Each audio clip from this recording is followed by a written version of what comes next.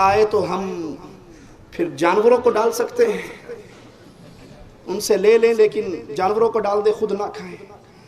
میں نے کہا نہیں، آپ کا لینا بھی ناجائز ہے، آپ لے لو گے دینے والا سمجھے گا بھی ساڑی پارٹی دا بندہ ہے، قبول تو کر لی۔ اس کو گیٹ پہ کہو بھائی یہ غیر اللہ کی نظر و نیاز ہے، سور سے زیادہ حرام ہے، میں اسے قبول نہیں کرتا۔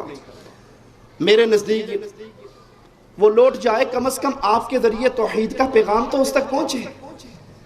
اللہ کے لیے اس توحید کے پیغام کو بیان کرنے کے لیے ایک چھوٹا سا واقعہ بیان کرتے، بات کو آگے چلاتا ہوں۔ کل ہی مجھے ایک شیخ نے یہ میسیج بھیجا، امریکہ میں ایک شخص مسلمان ہوا، 2 دن اس کو مسلمان ہوئے گزرے تھے بھی، نماز پڑھی، مسجد میں کھڑا ہو کر میکروفون پکڑ لیا اور سورۃ فاتحہ پڑھی اور روتا ہوا سورۃ فاتحہ کے بعد پڑھتا ہوا باہر نکل گیا۔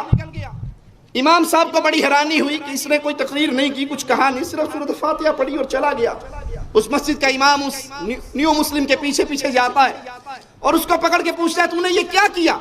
کہا مجھے مسلمان ہوئے صرف 2 دن ہوئے ہیں اور کل ہی میں نبی صلی اللہ علیہ وسلم کی ایک حدیث پڑھ رہا تھا کہ تمہیں اگر ایک آیت بھی پتہ لگ گئی ہے تو لوگوں کو بتا دو۔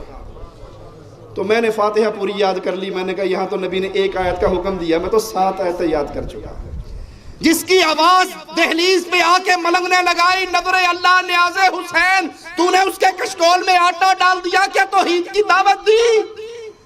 محرم کے نام پہ حلوے قبول کرنے والے، 11ویں کی کھیر قبول کرنے والے، اہل شرک کی مجلسوں کے کھانے اپنے گھر میں رکھ لینے والے، بعد میں جانوروں کو پھینک دینے والے، یہ مجرم، یہ مشرک قیامت کے دن کیا تیرا گریبان نہیں پکڑے گا؟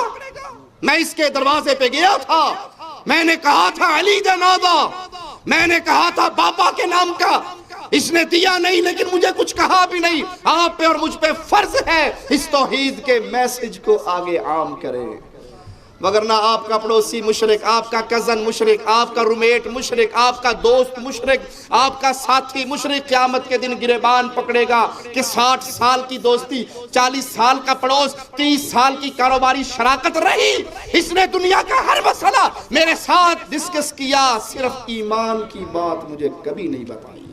کیا جواب؟ اللہ کے لیے سوال کرتا ہوں، اس 60-70 سالہ زندگی میں نے اور آپ نے اللہ کی توحید کے لیے کیا کیا ہے؟ ہمارا مال، ہماری زبان، ہماری قلم، ہماری صلاحیتیں لا الہ الا اللہ کی تحریک میں کتنا حصہ ڈالتی ہیں؟ رات کو بستر پہ لیٹتے ہوئے سوچئے، ماہانہ تنخواہ میں سے توحید کو پھیلانے کے لیے میں نے کیا کیا؟ اپنی صلاحیتیں میں نے کتنی خرچ کی؟ کتنی لوگوں کو زبان سے، قلم سے آواز لگا کر، لکھ کر، تحریر کی صورت میں نے ان تک پیغام پہنچایا؟ کچھ بھی نہیں کر سکتا تھا، پکڑ کے علماء کی مجلس میں تو لا سکتا تھا، یہ مشائخ ہمارے تشریف فرما ہیں، ان کے دروس ہوتے ہیں، ان میں تو لا کے بٹھا سکتا تھا، کیا کسی ایک بندے کو میں نے لا کر کسی کے سامنے بٹھایا؟